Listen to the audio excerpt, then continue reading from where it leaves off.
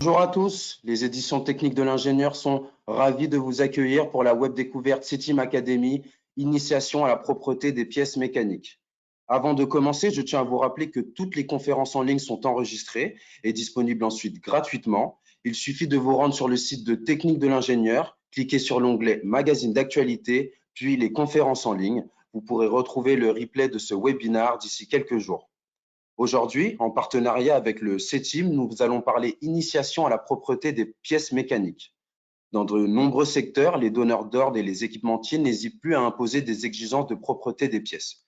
Et pour cause, les polluants qui contaminent les pièces lors de l'ensemble du process de production ont une influence non négligeable sur la fiabilité des systèmes dans lesquels ces composants vont être incorporés. Le premier objectif de cette présentation sera d'introduire les basiques de la propreté, type de contaminants et visualisation, définition de la propreté, enjeux et impact de la propreté en industrie. Nous terminerons par des points clés sur la méthodologie de définition des niveaux de propreté acceptables et la présentation des méthodes de mesure associées. En cette période inédite de confinement, cette conférence en ligne a pour objectif de développer ou approfondir vos connaissances techniques et industrielles. Elle est présentée par Madame Cathy Matos da Silva, expert au CETIM. Je vous rappelle que vous avez la possibilité de poser des questions et de nous remonter tout problème technique tout au long de la conférence depuis votre panneau de contrôle. N'hésitez pas, nous y répondrons à la fin. Madame Matos da Silva, je vous laisse la parole, c'est à vous. Bonjour à tous, bienvenue à cette web découverte sur l'initiation à la propreté des pièces mécaniques. Donc, au niveau du CETIM, je fais partie d'une équipe d'experts qui sont consultants en nettoyage et en propreté et qui peuvent vous accompagner au niveau du choix des technologies de nettoyage et également réaliser des audits de propreté. Nous possédons aussi un laboratoire de mesure de la propreté qui peut vous permettre de faire des analyses de routine, des contre-expertises et qui a l'avantage d'être accrédité COFRAC pour les mesures de propreté particulières. Pour remettre un petit peu cette présentation dans son contexte, elle fait partie d'une série de webinaires sur le domaine de la mesure. Le contexte est qu'aujourd'hui, le domaine du contrôle évolue très vite grâce aux nouvelles technologies d'investigation, la numérisation des données, son intégration progressive au sein des process dans un contexte d'exigence en forte évolution. Il faut alors profiter de ces présentations pour affiner ou remettre en cause vos processus de contrôle afin d'optimiser les délais, les coûts, tout en respectant les contraintes de vos clients. Il faut ensuite penser que vous pouvez bien entendu utiliser les plateformes et laboratoires du CETIM pour valider vos processus. Les enjeux pour vous sont déterminants. Il s'agit dans un premier temps de stabiliser vos process et anticiper les dérives pour garantir les performances auprès de vos clients, mais aussi de rester dans la course et se différencier grâce aux outils et méthodes de contrôle les mieux adaptés à vos productions.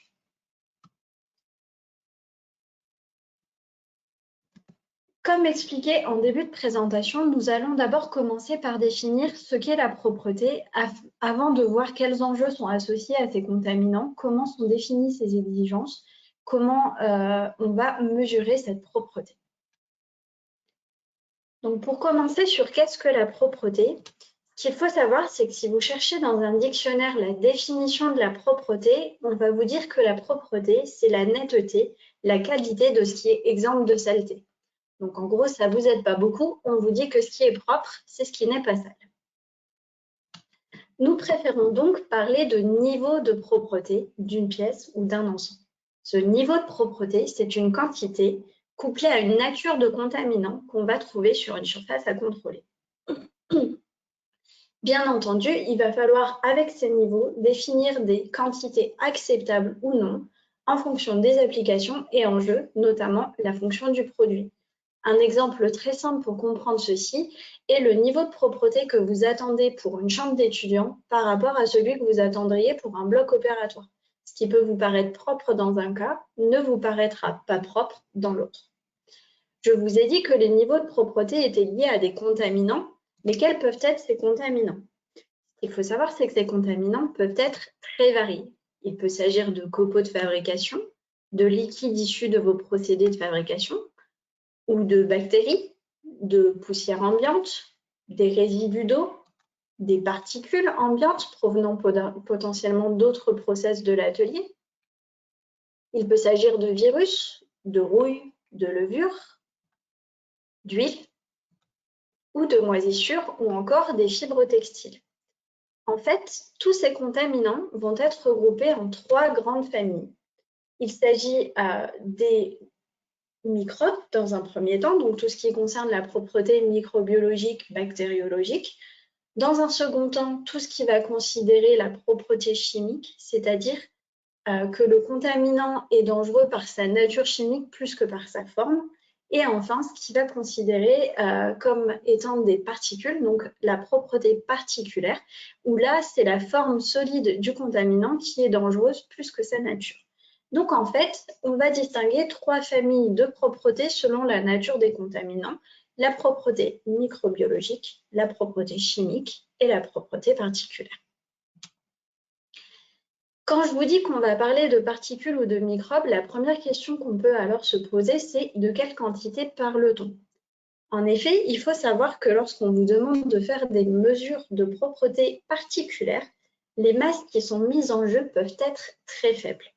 Souvent, pour exprimer les exigences de propreté, on part d'une surface de référence qui fait 1000 cm² ou 1 m². Donc, imaginez bien un rectangle qui fait une surface d'1 mètre sur 1 mètre ou de 10 cm sur 1 mètre. Les exigences qu'on peut trouver sont souvent de l'ordre de 1 mg à 1 g. 1 à 2 mg, pour vous représenter, il s'agit de la masse d'un moustique. Donc, c'est-à-dire que vous avez le droit à pas plus d'un moustique réparti uniformément sur votre rectangle de 1 mètre sur 10 cm. Donc, un moustique, c'est facile à trouver quand il est à un seul endroit. Maintenant, si vous devez étaler uniformément ce moustique sur cette surface, vous vous rendez bien compte qu'on parle de quantités infiniment petites. Pour vous donner un ordre de grandeur, 10 mg, c'est déjà la taille d'une fourmi noire, 15 mg, la taille d'une coccinelle, 50 mg, celle d'un papillon, et 1 g, celle d'une abeille. C'est-à-dire qu'une abeille est déjà 1000 fois plus grosse que ce qu'on peut vous demander en termes de salissure sur vos pièces. On peut aussi vous demander de maîtriser non seulement la quantité en masse, mais aussi la taille des particules que vous allez retrouver sur les pièces. En général, on peut vous demander de compter les particules à partir de 5 microns. 5 microns, c'est à peu près la taille des bactéries. D'ailleurs, la plus grosse bactérie connue fait 50 microns et c'est à peu près la seule qui est visible à l'œil nu. En effet, on considère que l'acuité visuelle moyenne d'un être humain, dans des conditions parfaites, est de 40 microns. Attention, ça ne veut pas dire que vous serez capable de voir toutes les particules qui font 40 microns, mais que dans des conditions parfaites, vous êtes capable de distinguer un point noir sur une feuille blanche à partir de 40 microns. Les particules autour de 50 et 100 microns, pour vous donner un ordre de grandeur, elles représentent l'épaisseur d'un cheveu. De 300 à 900 microns, on est sur 0,3 à 0,9 mm, donc on est sur la taille d'une pointe de critérium. Donc pour vous rendre compte vraiment de la petite taille de ces particules qu'on peut vous demander de mesurer sur vos pièces, il vous suffit de prendre votre crayon et de faire un tout petit point sur une feuille et de vous dire « ça, normalement, je n'ai pas le droit de l'avoir sur les pièces que je fabrique ». Un grain de sable fin, qui déjà peut paraître tout petit, fait déjà 1 à plusieurs millimètres. Donc peut-être parfois 10 à 100 fois plus gros que ce qu'on va vous demander au niveau de vos pièces. En ce qui concerne la propreté chimique, ce qui est souvent demandé, c'est de mesurer une teneur en hydrocarbures, c'est-à-dire en huile résiduelle sur vos pièces. Pour vous donner également des ordres de grandeur, les cahiers des charges sont souvent entre 50 et 500 mg par mètre carré d'hydrocarbures. Donc, vous reprenez votre surface d'1 mètre sur 1 mètre et vous y déposez une goutte d'huile que vous allez répartir uniformément. Cette goutte d'huile représente déjà un des cahiers des charges que vous pourriez avoir sur vos pièces. En effet, 50 mg représente une goutte d'huile, 550 mg en représente un peu plus d'une dizaine. Si l'on répartit 1 g d'huile uniformément sur une surface, alors on a un film d'huile d'épaisseur de 1 micron. Donc on est encore une fois sur des quantités extrêmement faibles. Enfin, la propreté microbiologique est aussi quelque chose de très complexe. Le corps, en moyenne, contiendrait 40 000 milliards de bactéries et 30 000 milliards de cellules. Cela correspond donc au nombre de grains de sel que l'on retrouve dans 87 tonnes de sel. Sachant que lorsque l'on fait la mesure bactériologique, une seule bactérie peut potentiellement amener une colonie, c'est-à-dire que lorsqu'on essaye de maîtriser ces contaminants, il va falloir maîtriser ces 87 tonnes de grains de sel pour qu'il n'y en ait pas un seul qui puisse se retrouver sur vos pièces et potentiellement créer un problème de contamination. Cela dépend évidemment de la dangerosité derrière de ce qui est mesuré en termes de virus, bactéries, levures et moisissures. On est encore une fois sur ces niveaux à des tailles extrêmement faibles puisqu'on est en dessous de la centaine de microns, donc sur des choses qui sont invisibles à l'œil nu. Quand on en arrive là, la première question qu'on peut se poser, c'est finalement pourquoi on nous embête avec ce genre de choses alors qu'on n'est même pas capable de le voir à l'œil nu. Donc c'est là où on va parler justement des enjeux de la propreté. Pour faire un peu l'histoire de la propreté, ce qu'il faut savoir, c'est que les premières notions de salle propre sont arrivées au niveau des années 50 avec le besoin de fiabilité des radars et gyroscopes à l'aube de la conquête spatiale. Cela a commencé dans le domaine militaire. Le but était d'éliminer la poussière. Dans les années 60, on voit apparaître les notions de propreté particulière dans l'aéronautique et le militaire, notamment pour la propreté des huiles en contact avec des organes très sensibles comme des servovalves. Et en 1963, on commence à voir les premières normes sur le sujet, notamment la NAS 1638 qui normalise la façon de classifier la propreté des huiles. Dans les années 88-90, on commence vraiment à faire un très gros travail normatif sur la mesure de propreté des huiles. En effet, c'est à ce moment qu'on se rend compte notamment de l'impact du prélèvement ou de l'étalonnage des machines sur les résultats. Dans un premier temps, on s'est concentré à avoir des résultats exprimés de la même façon pour pouvoir les comparer. Ensuite, on s'est un peu plus concentré sur comment faire en sorte que mes résultats soient comparables d'une mesure à l'autre. Dans les années 90, il y a également un autre phénomène qui a eu lieu, c'est ce qu'on a appelé le tsunami de la saleté, avec l'avènement de nouveaux systèmes tels que l'ABS ou les moteurs diesel à injection directe. En effet, ces nouveaux systèmes étaient plus sensibles aux particules, mais cela n'avait pas encore été pressenti lorsque l'on a commencé la mise en fabrication. Du coup, dans les années 2000, un gros travail normatif a été réalisé sur la mesure de propreté des pièces. En effet, on s'est rendu compte qu'il n'était pas suffisant de mesurer la propreté d'une huile, mais qu'on devait également s'assurer de la propreté du circuit dans lequel cette huile allait circuler. La propreté, bien évidemment, elle va concerner différents secteurs industriels. En fonction de la propreté, de sa nature, qu'on parle de microbiologie, de chimie ou de particules, tous les domaines ne seront pas concernés. Par exemple, la microbiologie est très importante dans des domaines comme la cosmétique ou l'alimentaire. Vous n'aimeriez pas que vos haricots verts en boîte soient pleins de bactéries, de virus ou de moisissures. En ce qui concerne le médical, la microbiologie et la chimie étaient jusqu'à aujourd'hui primordiales dans ces domaines. On voit de plus en plus naître des contraintes au niveau des particules, notamment par l'avènement de la fabrication additive et les résidus de poudre qu'elle peut potentiellement laisser. La plupart des contraintes particulières se retrouvent au niveau des domaines qui concernent le transport, notamment en lien avec tout ce qui est circuit de fluide. En effet, à chaque fois qu'un fluide va circuler, on va potentiellement avoir des problèmes dus aux particules. Un domaine aussi spécifique peut être l'horlogerie, où là, certaines pièces font quelques centaines de micros, Donc, vous vous rendez bien compte qu'une particule qui fait la même taille qu'une pièce peut créer de gros problèmes dans le système mécanique. Pour aller plus loin dans les exemples, je vais vous montrer un petit peu des cas précis de ce qu'on peut avoir comme problème au niveau de l'industrie lié à la propreté. Un premier gros problème sur le sujet, peut-être dans le biomédical, le rejet d'implants ou la création, le fait d'attraper des maladies nosocomiales, c'est-à-dire des maladies à l'hôpital, de par des problèmes de nettoyage ou de non-propreté d'implants ou d'outils de chirurgie. Dans la mécanique de précision, la propreté a également un côté visuel, c'est-à-dire que afin d'avoir un aspect visuel qui correspond à ce qu'attendent les clients et les consommateurs, on se doit de maîtriser la propreté.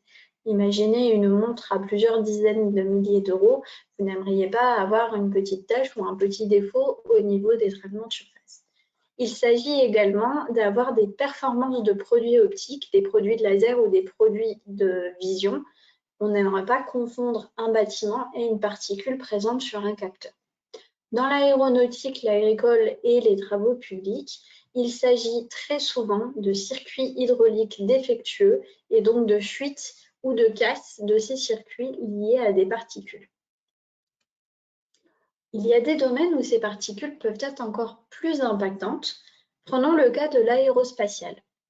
Heureusement, ce n'est jamais arrivé, mais on imagine que l'impact d'une particule de grande taille, pour l'aérospatiale grande taille, c'est 400 microns, donc un demi-millimètre, autant dire pas grand-chose, couplé à un taux potentiellement élevé de résidus non volatiles, c'est-à-dire des huiles, des graisses, tout ce qui ne va pas s'évaporer à la surface de la pièce, avec des particules potentiellement plus petites de 200 microns.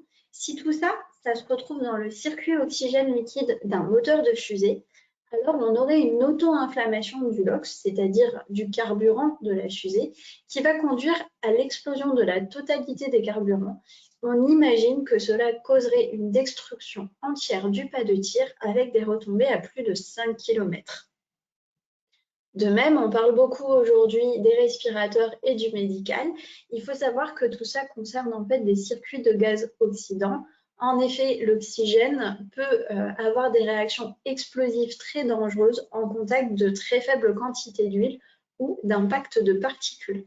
Il serait dommage à l'hôpital de se retrouver avec un respirateur qui explose dans une chambre d'hôpital. Dans l'automobile, on sait également que des particules supérieures à 300 ou 400 microns sont interdites dans les circuits de puissance hydraulique pour des raisons de blocage d'électrovannes ou de fuite. De même, des particules supérieures à 600 microns vont occasionner des défauts de surface dans les moteurs. On peut aller jusqu'à couler une bielle. En effet, les jeux présents au niveau des coussinets dans la bielle sont de 20 à 80 microns et les états de surface sont très sensibles dans ces organes. Donc, une particule trop grosse pourrait créer des défauts d'état de surface amenant jusqu'à une casse du moteur. De manière plus générale, on va craindre les particules dans tout ce qui est transport et circuit de fluide de par leur potentiel de détérioration des surfaces mobiles, de blocage de vannes, d'obturation de filtres, ou encore ce que l'on voit de plus en plus avec l'électrification de plus en plus importante des véhicules, la cause est les courts-circuits qui peuvent être liés à des particules métalliques. En effet, on a des systèmes électriques de plus en plus petits, des contacts électriques de plus en plus proches, et aujourd'hui, des particules de 200 microns conductrices peuvent causer des courts-circuits dans certains systèmes. Enfin, au niveau des roulements, on peut aussi avoir un impact sur la durée de vie elle-même du roulement lié à la propreté. La norme qui permet de calculer la durée de vie des roulements met d'ailleurs en œuvre un facteur de contamination qui réduit, en fonction du niveau de pollution dans l'huile du roulement, sa durée de vie. Vous voyez ici ce que peut faire une particule sur un chemin de roulement. La particule a beau être plus grosse que le jeu présent entre la bille et son chemin. Elle va réussir par déformation et déformation des surfaces à passer dans cette zone et à créer du coup une déformation, un défaut au niveau du rendement. On retrouve même ici sur la vue coupée la bille, la particule qui s'est incrustée au niveau de la matière. Ces exemples de propreté concernent, on va dire, plutôt des produits et leurs fonctionnalités. Mais la propreté peut aussi avoir des impacts au niveau des process, notamment lorsque l'on fait des revêtements ou des traitements de surface, des résidus liquides ou gazeux piégés entre la pièce et le revêtement de surface peuvent générer des cloquages et les résidus solides peuvent générer des gratons, soit des défauts de traitement de surface qui derrière peuvent être soit des amorces de corrosion, soit poser des problèmes au niveau visuel. Le collage également est très impacté par la propreté. Les collègues du collage vous diront qu'environ 50% de l'efficacité du collage est liée à la préparation de surface. Dans le soudage également, la présence de particules peut fragiliser les soudures, de même que la présence d'huile et d'eau peut créer des fissurations ou des porosités, comme vous le voyez sur ces deux photos.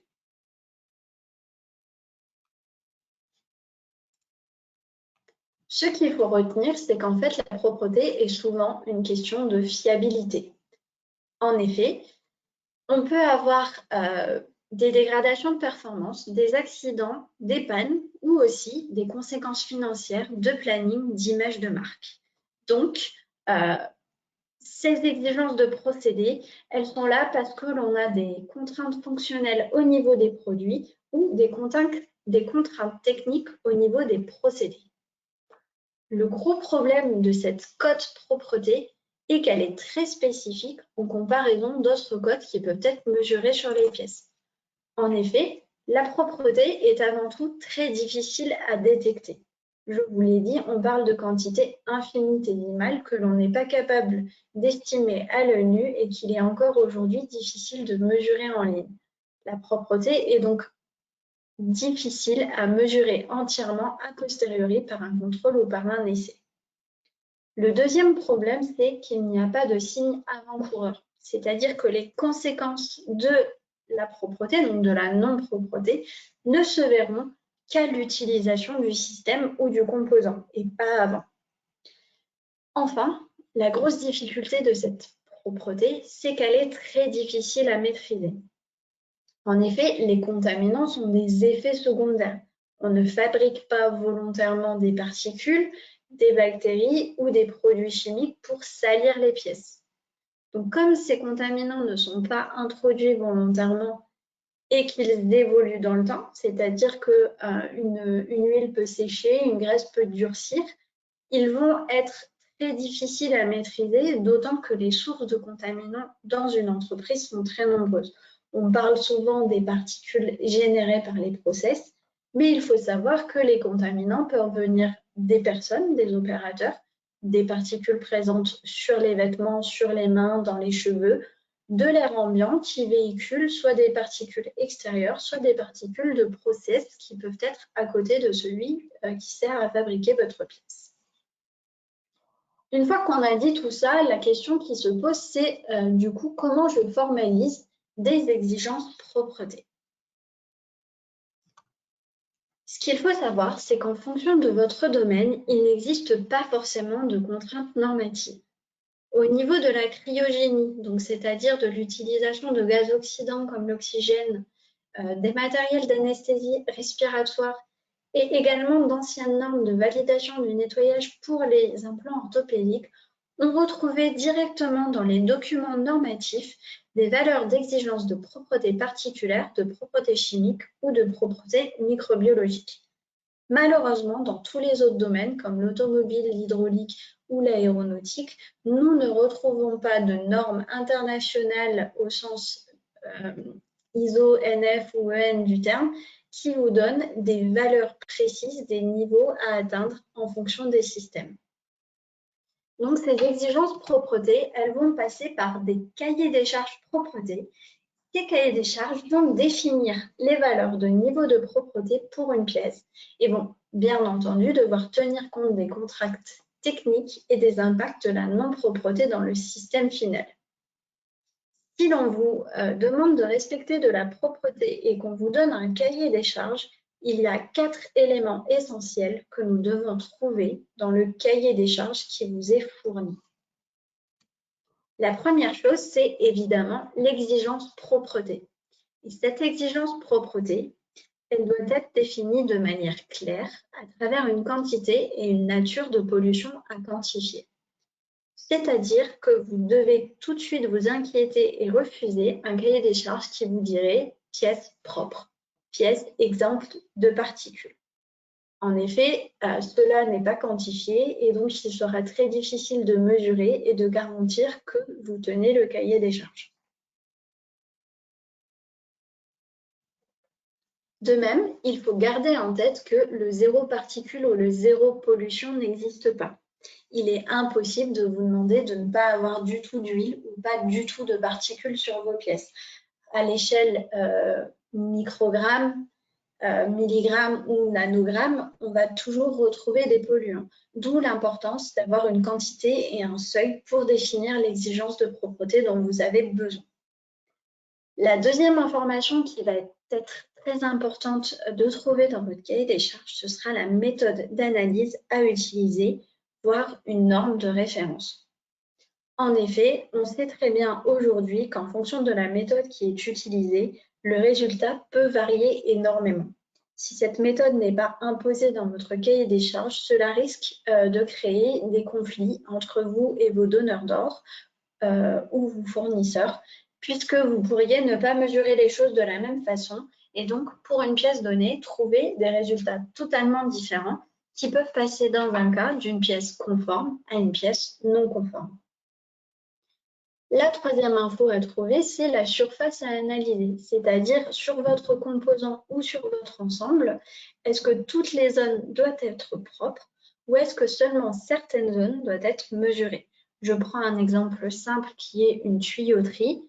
Souvent, on va mesurer uniquement l'intérieur de cette tuyauterie, mais c'est important de savoir quelle zone est soumise à l'exigence propreté. Enfin, une dernière information très importante à trouver dans votre cahier des charges est des informations sur le conditionnement.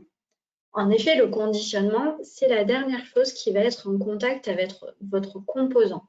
Et donc, ce conditionnement va impacter directement le niveau de propreté de votre composant.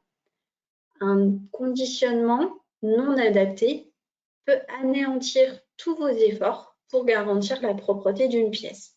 Dans un cahier des charges, vous devez donc avoir une information précise sur le type de conditionnement à utiliser en fonction de l'exigence propreté que vous y trouverez. Il ne faut pas hésiter également à remettre en cause une exigence qui vous paraîtrait totalement incohérente vis-à-vis de l'emballage qu'on vous demande. Si l'on vous demande un niveau très sévère en quantité de particules, mais qu'on vous demande de mettre ça en vrac dans un carton, cela peut poser problème et cela n'est pas cohérent.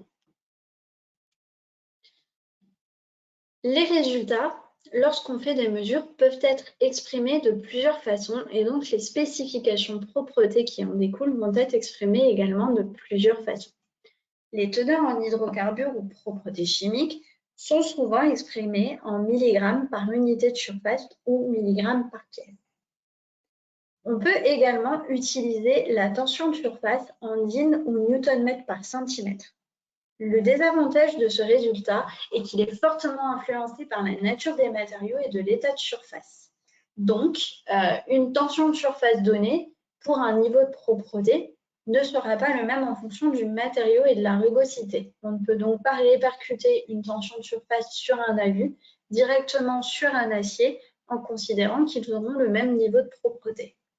Cette tension de surface est bien entendu impactée par la propreté, mais par tous les autres paramètres également. On pourrait également mesurer les teneurs en propreté chimique par analyse élémentaire, c'est-à-dire vous demander de mesurer des éléments du tableau périodique, le chlore, le fluor, le carbone, et vous donner une quantité pour ces éléments. La propreté microbiologique est souvent exprimée en comptant des colonies après culture. On appelle cela des unités formant colonie. La propreté particulière, quant à elle, peut être exprimée de plusieurs façons. On peut tout d'abord vous demander de respecter une masse totale de particules, comme on l'a vu lorsque l'on a travaillé sur les ordres de grandeur.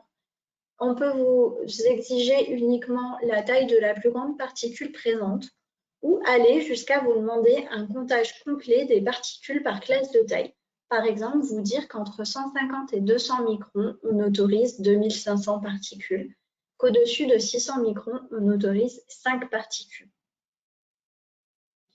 Si vous travaillez dans le domaine automobile, vous pourriez être confronté à ce qu'on appelle le code CCC pour Cleanliness Code of Components. Ce code de propreté des composants est une série de lettres et de chiffres qu'il va vous falloir traduire pour comprendre une exigence propreté. Pour la traduire, vous avez un tableau qui définit des classes de taille de B à N avec des niveaux de propreté associés, c'est-à-dire des niveaux de 00 à 24. Par exemple, la classe F correspond à des particules entre 100 et 150 microns et le niveau de pollution 7 correspond à une quantité de particules entre 34 et 130 particules. Comme je vous l'ai dit, ce code de propreté se présente sous cette forme avec différentes lettres et différentes configurations. La première chose que vous allez regarder, c'est la lettre qui se situe avant les parenthèses. Cette lettre définit la référence par rapport à laquelle va être donnée votre exigence. Si vous trouvez un A, cela signifie que votre cahier des charges est pour une unité de surface de 1000 cm². C'est-à-dire qu'il vous faut comparer ça au nombre de pièces qui correspondent à une surface mouillée, c'est-à-dire la surface mouillée par le fluide, la surface atteignable de la pièce de 1000 cm². Si vous trouvez un V, cela veut dire que votre unité de référence sera 100 cm3. Pour ces exigences, il ne faut pas confondre le volume de pièces, c'est-à-dire le volume occupé par les pièces en quantité, avec le volume mouillé. Il s'agit ici évidemment du volume mouillé, c'est-à-dire le volume à l'intérieur d'une pièce creuse qui sera en contact avec un fluide, par exemple le volume interne d'un tube ou d'un réservoir. Enfin, vous pourriez trouver la lettre N qui, elle, correspond à une exigence de propreté pour un seul composant. Ensuite, entre les parenthèses, vous allez trouver le détail du code de propreté. Tout d'abord, vous allez trouver des lettres, comme je vous l'ai dit, qui correspondent aux classes de taille. D pour 25 à 50 microns, F pour 100 à 150 microns. Ensuite, vous allez trouver des chiffres. Pour ces chiffres, il y a deux cas de figure.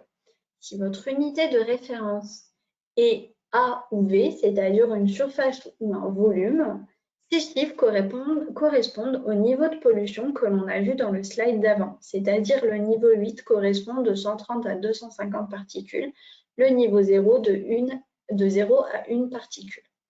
En revanche, si votre unité de référence est un seul composant, alors ces chiffres correspondent directement à un nombre de particules, c'est-à-dire 8 ou 0 particules. Oui, on aime bien se casser la tête et faire énormément de cas particuliers. En parlant de cas particuliers, vous avez également deux cas particuliers en ce qui concerne les lettres et les classes de taille. Le premier est quand vous avez deux classes de taille qui sont séparées par un tiret, c'est-à-dire G-H. Normalement, la classe G correspond à une classe de taille entre 150 et 200 microns et la classe H entre 200 et 400 microns. La classe G-H est donc une classe élargie de 150 à 400 microns. C'est-à-dire que dans ce cas précis, on vous autorise entre 150 et 400 microns un niveau 12 de particules. Le cas où les deux lettres sont côte à côte sans tirer est juste un cas de paresse orthographique, nous allons dire, c'est-à-dire qu'on en a exactement le même niveau autorisé pour la classe B et pour la classe C. C'est-à-dire qu'entre 5 et 15 microns pour la classe B, nous aurons le droit au niveau 16 en termes de quantité de particules. Et sur la classe entre 15 et 25 microns pour le niveau C, nous aurons également droit au niveau 16 en termes de nombre de particules. Il existe bien entendu d'autres normes, notamment au niveau de l'aérospatial, qui définissent des niveaux de propreté, où là je prends l'exemple de c'est difficile à dire, de l'IEST-STD CC 1246 à l'indice E, où nous avons des niveaux de propreté qui sont définis par des classes, par exemple classe 25, classe 50, classe 100, etc., et pour lesquelles vous trouverez un détail de nombre de particules autorisées en fonction des classes de taille. Donc, si vous travaillez dans le domaine aérospatial ou aéronautique parfois, on pourrait vous dire que vos pièces doivent respecter la classe 200 suivant UST-STD CC 1246, ce qui veut dire que vous avez le droit à 2949 particules entre 15 et 25 microns, 15 particules entre 100 et 250 microns et aucune particule au-dessus de 250 microns, par exemple. La question qui se pose alors, c'est finalement comment sont définis ces niveaux de propreté. Qu'est-ce qui va permettre à mon client ou qu'est-ce qui va me permettre pour définir un cahier des charges de donner des valeurs à mes fournisseurs. La première chose, c'est tout simplement le retour d'expérience. En effet, beaucoup d'exigences de propreté sont nées après des problématiques sur des systèmes et des particules de telle ou telle taille ayant été retrouvées, on les a ensuite interdites. Le deuxième moyen de définir ces niveaux de propreté, ce sont des essais. On peut, par exemple, sur un banc d'essai, amener petit à petit une quantité de pollution connue et voir quelle quantité de pollution amenée amène à une défaillance du système. Enfin, plus rare, mais se développant quand même tout doucement dans l'industrie, on peut également utiliser la simulation, c'est-à-dire se servir de simulation numérique pour prédire l'impact de certaines particules ou certains polluants sur des systèmes. Une autre information qui peut vous être importante, c'est de connaître un état de l'art ou des infos sur les exigences existantes aujourd'hui dans certains domaines. Vous voyez sur ce graphique des exemples de niveaux de propreté que l'on peut trouver dans certains domaines automobiles. En fonction du système dans lequel va se trouver votre composant, il peut en effet y avoir plusieurs niveaux de propreté en termes de taille maximale admissible. Vous voyez par exemple que si votre pièce est inclue dans un système de circulation d'eau, souvent les exigences sont au-dessus du millimètre, alors que si vous allez être au niveau des systèmes ABS ou de suspension, alors on aura des exigences plus sévères aux alentours de 200 à 300 microns. Pour les systèmes d'injection, idem, nous sommes sur des exigences assez sévères, autour de 200 microns. Il est important pour vous d'avoir ces ordres de grandeur. On dit en général que les exigences autour de 800 microns sont relativement peu sévères et qu'en dessous de 400 microns, seules quelques entreprises sont capables, avec des systèmes adaptés, de les atteindre.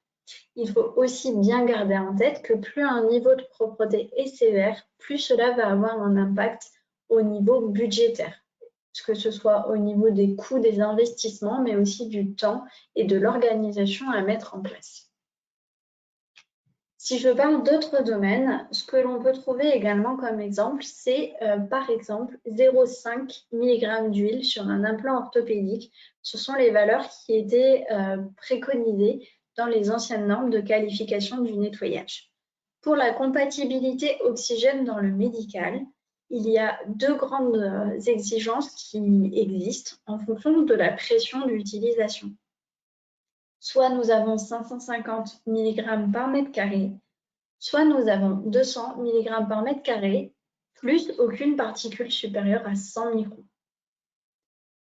Au niveau de la désinfection, on peut par exemple vous demander qu'il y ait moins de 5 colonies.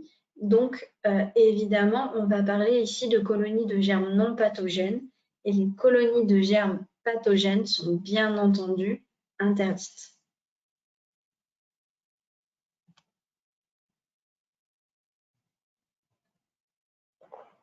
Une fois que l'on a expliqué tout ça, la dernière question qui se pose est comment je vais mesurer cette propreté. Comme je vous l'ai dit au début, la propreté est quelque chose de relativement complexe et malheureusement, on ne peut pas avoir aujourd'hui de mesures en ligne ou de mesures directement à l'œil nu.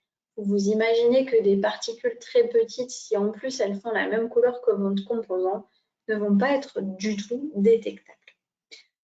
Si l'on commence par la mesure de propreté particulière, il faut savoir qu'il y a plusieurs références normatives en fonction de votre domaine. Dans l'automobile, nous allons retrouver l'ISO 16232. Au niveau des composants hydrauliques, l'ISO 18413, la VDA 19 pour les Allemands au niveau de l'automobile et l'IEST STDCC 1246 au niveau de l'aérospatiale. Il existe évidemment énormément de normes sur le sujet car les normes sont définies en fonction des domaines. Globalement, on va retrouver toujours le même schéma pour réaliser ces mesures de propreté particulière. Ce qu'il faut que vous gardiez en tête, c'est qu'une mesure de propreté est une mesure complexe qui peut durer plusieurs heures. Ainsi, votre première étape va toujours être un échantillonnage ou un prélèvement. La propreté sera très difficile à mesurer sur l'ensemble des pièces fabriquées. Une fois que vous avez choisi l'échantillon sur lequel vous allez réaliser votre mesure, la première étape va consister en une étape d'extraction. Qu'est-ce que ça veut dire l'extraction? Ça veut dire que nous allons devoir prendre un fluide, souvent un liquide, mais ça peut être également de l'air en fonction de la sensibilité de l'organe à mesurer.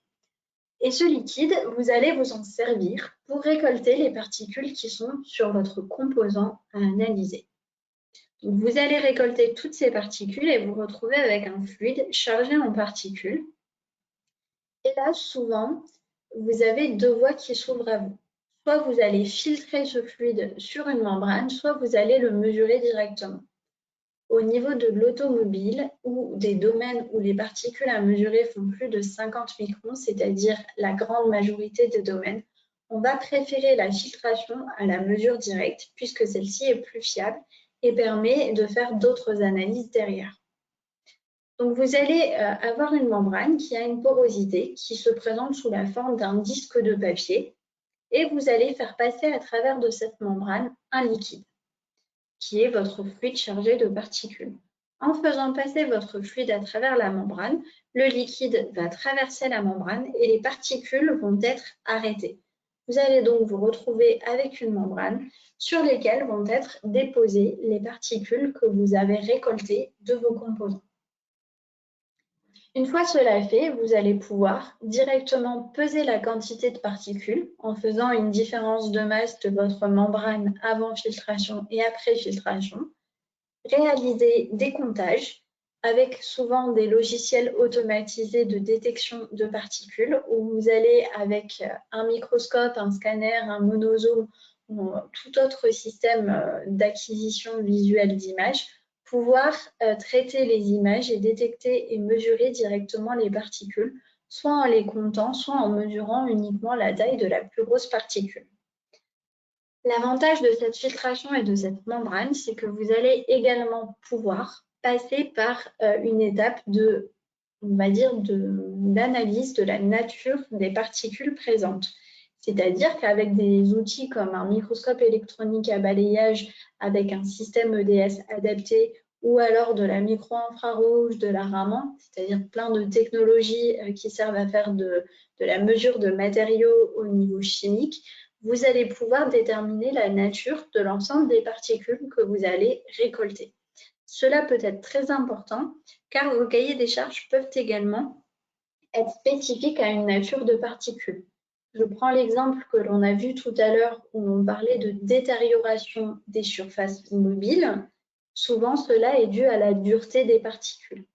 Les particules sont très petites, on ne peut pas mesurer directement leur dureté, mais on peut avoir une information indirecte sur la dureté en passant par une analyse de leur nature.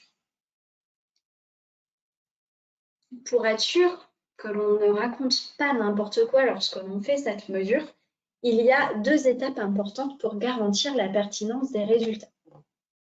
La première étape s'appelle la validation de la gamme d'extraction. Celle-ci consiste à confirmer que la méthode d'extraction des contaminants permet de recueillir la grande majorité des polluants pour l'analyse.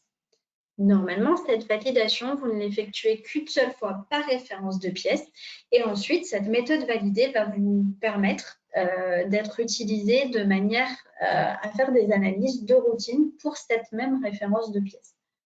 En revanche, la méthode étant dépendante de la quantité et de la nature de pollution, un changement dans votre process de fabrication ou un changement quelconque qui va avoir un impact sur la propreté de la pièce va vous demander de réaliser une nouvelle validation de la gamme d'extraction. La validation de la gamme d'extraction n'est pas suffisante si, bien entendu, vous ne savez pas par où commencer. Il faut avoir en tête que la norme vous préconise certaines méthodes pour récolter les particules.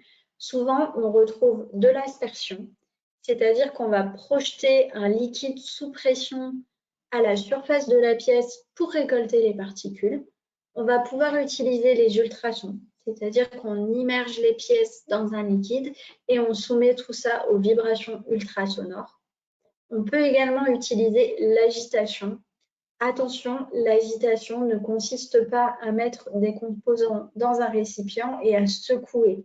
L'agitation ne concerne uniquement que le remplissage d'un composant creux et l'agitation à l'intérieur de celui-ci. Enfin, pour des pièces très spécifiques, on peut monter des bancs particuliers pour faire de la circulation interne. Une fois qu'on a déterminé cette gamme d'extraction, la deuxième question que l'on va se poser, c'est est-ce que les particules que j'ai mesurées étaient bien sur la pièce ou ne proviennent-elles pas d'autre part? Et pour ça, on va effectuer ce qu'on appelle une mesure à blanc.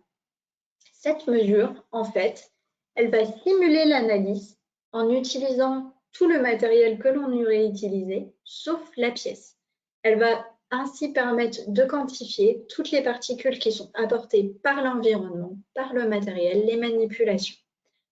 Afin de garantir la pertinence du résultat que l'on donne, ce niveau de contamination du blanc ne doit jamais dépasser 10% du niveau que l'on va avoir sur le composant. Comme on ne connaît pas le niveau du composant avant de faire la mesure, il est bon dans un premier temps de se baser sur l'exigence, c'est-à-dire le blanc ne doit pas dépasser 10% de l'exigence propreté que vous avez, et de vérifier a posteriori que le blanc ne représente pas une part trop importante du résultat que vous annoncez. Pour vous expliquer ça de manière un peu plus graphique, voici un exemple de validation de gamme d'extraction. Donc, nous avons pris un composant et la première chose qui a été faite, c'est d'extraire les particules sur ce composant avec une aspersion de 1 litre de solvant. Lorsque nous avons aspergé la pièce avec ce litre de solvant, nous avons trouvé un peu moins de 10 000 particules. Nous allons ensuite, exactement sur le même composant, refaire la même extraction en la récupérant sur une deuxième membrane. Donc ici, nous avons les résultats sur une première membrane. Nous refaisons exactement la même chose sur une deuxième membrane. Cette fois, on se rend compte que l'on récupère un peu moins de 8000 particules. On va faire ça 6 fois de suite sur 6 membranes différentes, mais toujours avec la même méthode et le même composant. Et en fait, on va se rendre compte qu'il y a une décroissance du nombre de particules que l'on récolte au fil du temps. Ça, c'est la courbe normale que l'on doit obtenir lorsque l'on fait une validation de la gamme d'extraction. Cela montre en effet qu'à force de nettoyer le composant, on a fini par enlever tout ce que l'on était capable d'enlever. Afin de s'arrêter à un moment, la norme vous demande de mesurer un ratio qui est en fait le nombre de particules trouvées à l'étape sur le nombre de particules cumulées depuis le début. Donc ici, vous avez le nombre de particules à chaque étape, ici le nombre cumulé, et vous allez calculer un ratio. Une fois que vous avez calculé ce ratio, la norme aimant bien le critère de 10%, vous allez regarder à quelle étape vous avez une valeur inférieure ou égale à 10%. On se rend compte ici qu'il s'agit de l'étape 5. C'est-à-dire qu'à la 5e étape, le nombre de particules que vous récoltez, finalement, représente, on va dire, la même valeur que le nombre de particules que vous-même avez le droit d'amener de par les pollutions ambiantes ou de par vos manipulations. On se rend donc compte qu'à partir de ce moment, il n'est plus nécessaire de laver la pièce pour récolter des particules, puisqu'en fait, on se met juste à ajouter une quantité de particules qui est égale à celle que l'on a le droit d'amener par les pollutions accidentelles lors de la mesure. Donc, dans ce cas précis, nous allons avoir 4 répétitions à réaliser sur la pièce pour récolter la majeure partie des particules à analyser. Donc, pour ce composant donné, nous allons utiliser 4 litres de solvant par aspersion. Bien entendu, dans la méthode de routine, il ne faut pas dévier de ce qui a été utilisé pour la gamme d'extraction. Ainsi, on va devoir effectuer les mêmes mouvements, le même nombre de mouvements et le même nombre de répétitions dans la mesure de routine. L'objectif n'est pas de passer 4 litres à un seul endroit du composant sans se déplacer sur celui-ci. On va devoir se déplacer pour toucher toutes les surfaces du composant et répéter toujours exactement les mêmes mouvements. Si ce n'est pas fait, alors forcément, on va avoir un impact important sur la qualité de l'extraction et donc la qualité du résultat. Cette étape est primordiale pour récolter les particules. Si elle n'est pas faite correctement, alors vous allez avoir un résultat de mesure de particules complètement faussé.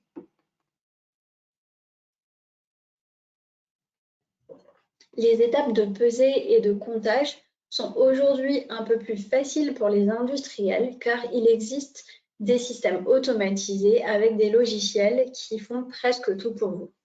L'étape d'extraction est donc l'étape la plus compliquée et nécessitant le plus d'expertise et d'utilisation d'un être humain et non pas d'une machine.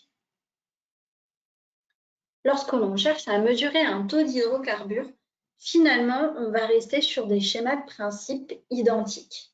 On a plusieurs références normatives qui existent, comme l'ISO 9377 ou la STM 1235, et on va avoir exactement la même chose. La première étape consiste à réaliser un échantillonnage, un prélèvement de pièces. Là encore, on est sur des mesures complexes qui prennent plusieurs heures. On ne peut donc pas faire une mesure sur l'ensemble des pièces du process. On va ensuite faire une extraction.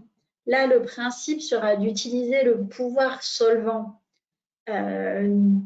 d'un solvant pour dissoudre les huiles ou les graisses restant sur vos pièces et les capturer dans ce solvant. Vous allez donc avoir un solvant qui est chargé en hydrocarbures, en huile, et ce solvant, vous allez lui faire une analyse chimique pour connaître la quantité d'huile. Vous passez soit par de la spectroscopie infrarouge, soit par de la chromatographie en phase gazeuse. Vous pouvez également plus simplement mettre ceci dans une étuve, faire une évaporation du solvant en étant sûr de ne pas évaporer les huiles et faire une pesée des résidus restants après évaporation. Ça se fait beaucoup dans le domaine aérospatial. Enfin, pour la mesure de la pollution microbiologique, la première étape restera toujours celle de l'échantillonnage. Par contre, le prélèvement sera un peu plus différent. En effet, on passe souvent par des mesures par contact, c'est-à-dire que l'on va mettre une gélose, un milieu de culture, en contact avec une surface. Donc là, on peut être sur un composant, mais également sur des surfaces de travail. On peut parfois passer par des lavages à l'eau, mais ce n'est pas toujours efficace pour récolter l'ensemble des pollutions microbiologiques existantes ou frotter à l'aide d'un écouvillon. Le gros défaut des méthodes par contact et par frottement est que nous allons avoir une surface analysée très petite et que l'on ne va pas faire une mesure sur l'ensemble de la surface, comme on peut le faire lorsqu'on fait un lavage avec un solvant ou une eau. Ensuite, dans tous les cas, la pollution est déposée sur un milieu de culture et mise en culture avant de pouvoir dénombrer les colonies, c'est-à-dire aller compter les petites taches au niveau de la gélose et potentiellement réaliser des identifications pour savoir exactement de quel pathogène, enfin, de quel microbe il s'agit, pour valider s'il est ou non pathogène, c'est-à-dire s'il peut causer des maladies chez l'homme. Voilà, c'est fini pour ces informations sur la propreté. Pour aller plus loin, n'hésitez pas à aller sur notre site internet. Vous y retrouverez 8 formations dédiées à ce sujet, que ce soit au niveau de la mesure ou de l'expertise.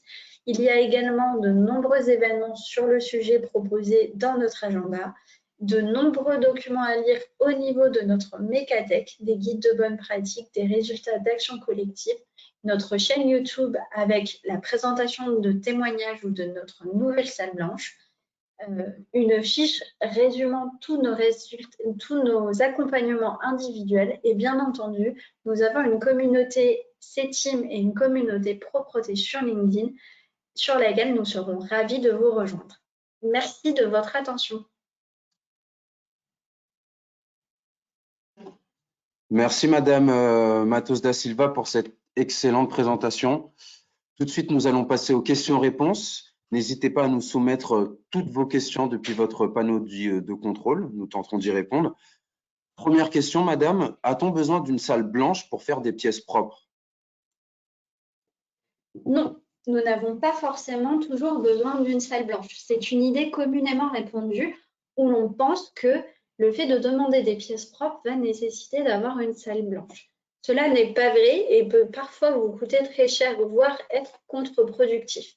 En effet, une salle blanche sert avant tout à mesurer l'introduction de contaminants de faible taille, mais ce qui fait la force d'une salle blanche, c'est le respect de certaines bonnes pratiques. Et souvent, les industriels qui ont des salles blanches pensent que le fait d'avoir une salle blanche, c'est un outil miracle qui va vous permettre que vos pièces deviennent propres d'un coup et oublie justement cette partie bonne pratique. Et cela a donc un effet totalement contre-productif puisque en fait, vous vous croyez protégé avec cet outil alors que vous ne faites pas du tout attention à la propreté de vos pièces. Donc non, ce n'est pas toujours nécessaire. Merci. Question suivante. Quelle est l'incertitude de ce type de mesure? Okay. Donc, les mesures de propreté sont des mesures, comme vous l'avez vu, très spécifiques qui mettent en œuvre beaucoup d'étapes manuelles. Ainsi, on peut avoir des incertitudes qui vont être très importantes en fonction du type de contaminant et en fonction de la formation des personnes. Lors de nos premiers essais interlabos dans les années 2010, nous avions des personnes qui étaient très peu formées et des normes qui étaient très peu précises. Les incertitudes pouvaient aller d'un labo à l'autre jusqu'à 400%. Aujourd'hui, avec l'évolution des normes de référence et la mise en œuvre de nouveaux essais interlaboratoires au CETIM, nous avons réussi à trouver des incertitudes qui descendent à environ 25 ou 50%, mais nous restons sur des valeurs qui ne sont pas très faibles puisqu'on peut avoir des incertitudes importantes.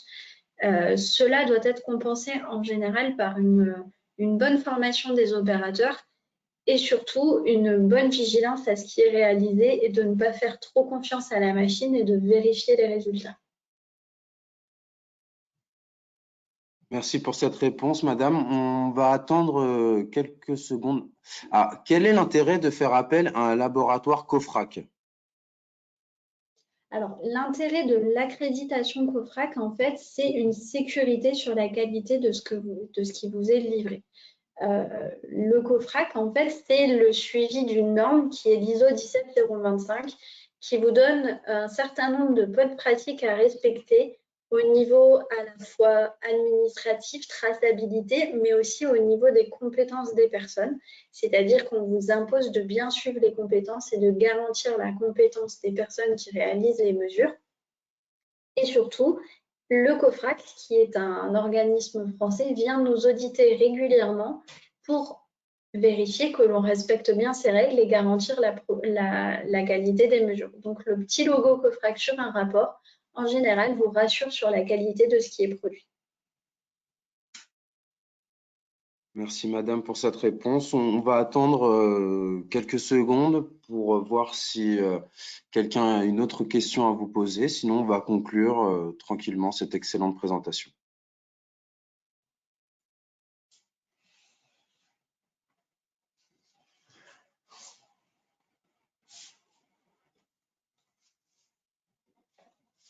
Madame Matos da Silva, nous avons une question. Oui. Auriez-vous une référence normative pour le contrôle visuel de la propreté? Non, il n'existe pas, à ma connaissance, de normes officielles sur le contrôle visuel de la propreté en tant que telle. Il y a quelques normes qui existent au niveau de la peinture avec des tests au scotch ou des tests au chiffon blanc, mais ils ne sont pas adaptés à la mesure telle qu'on l'évoque aujourd'hui. Il existe aussi quelques normes au niveau du nucléaire, mais rien au niveau international et rien de reconnu sur plusieurs domaines. Question suivante. Pouvez-vous aider à organiser les ateliers par rapport à ce sujet pour garantir l'exigence de propreté? Oui, tout à fait. Nous avons l'habitude de faire en fait ce qu'on appelle des audits de propreté. Donc le principe, c'est justement qu'on va dans une entreprise, on regarde comment fonctionne l'entreprise, on fait un petit audit, on suit l'ensemble du process, on regarde à la fois les manipulations, les procédés utilisés, mais également l'organisation et les règles mises en place. Et ensuite, on peut vous fournir une liste d'actions, un plan d'action à réaliser pour justement maîtriser cette propreté. D'ailleurs, sur notre site internet, vous retrouvez plusieurs témoignages de sociétés que l'on a accompagnées à ce sujet. La société Eaton SAS, par exemple, que l'on a aidé à maîtriser la propreté de ses pièces pour le domaine aérospatial.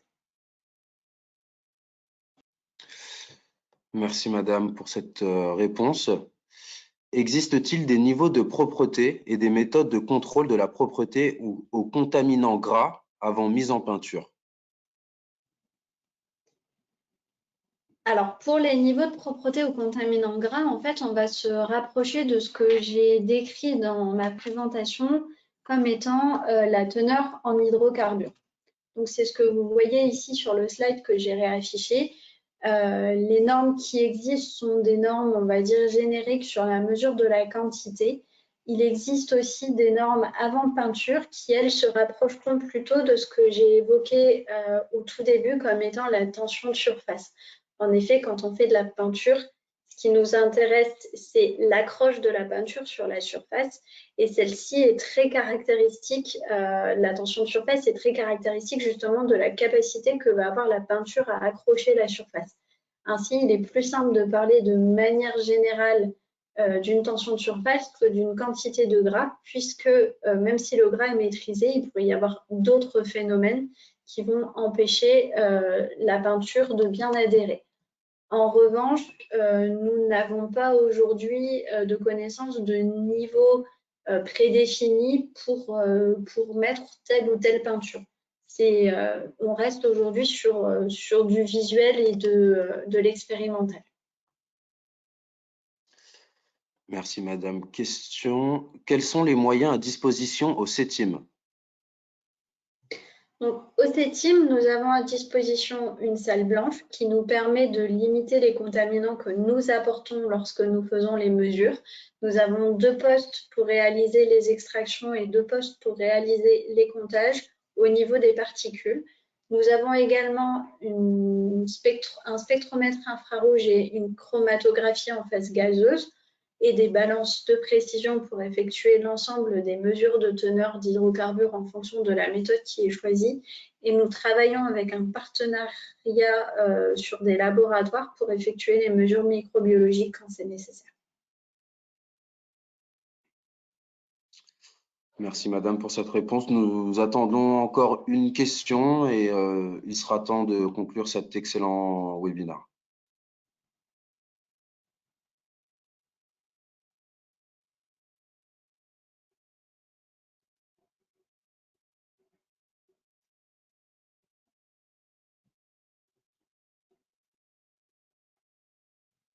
Dernière question, Madame Matos da Silva. Comment contrôler la propreté des pièces avant tribophibition surtout au niveau de la présence de poussière, de cailloux ou excédent de savon?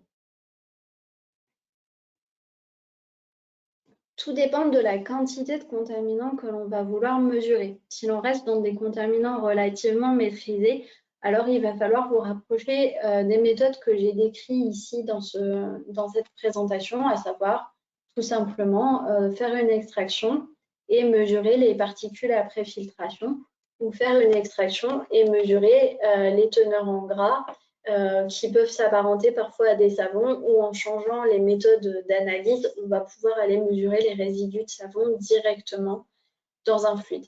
En revanche, si l'on parle de quantités très importantes de contaminants, parfois il est plus simple de se baser sur des méthodes indirectes comme le passage d'un chiffon blanc et l'évaluation visuelle de la contamination sur ce chiffon blanc, car ces méthodes étant très précises, elles sont vite limitées lorsqu'il y a beaucoup de pollution. On atteint des niveaux de quantification maximum et on n'est plus capable de compter les particules ou de compter le gras ou les savons comme il faut. Merci madame pour cette réponse. Il est temps de conclure, c'est la fin de votre webinar, Initiation à la propreté des pièces mécaniques. Merci beaucoup à notre intervenante, madame Cathy Matos da Silva. Merci à notre partenaire, le CETIM. Vous retrouverez le replay de cette présentation d'ici quelques jours sur notre site. Les éditions techniques de l'ingénieur sont ravis d'être le partenaire de la réussite de vos projets industriels et scientifiques. Merci de nous avoir suivis. Prenez soin de vous et à bientôt pour un nouveau webinaire.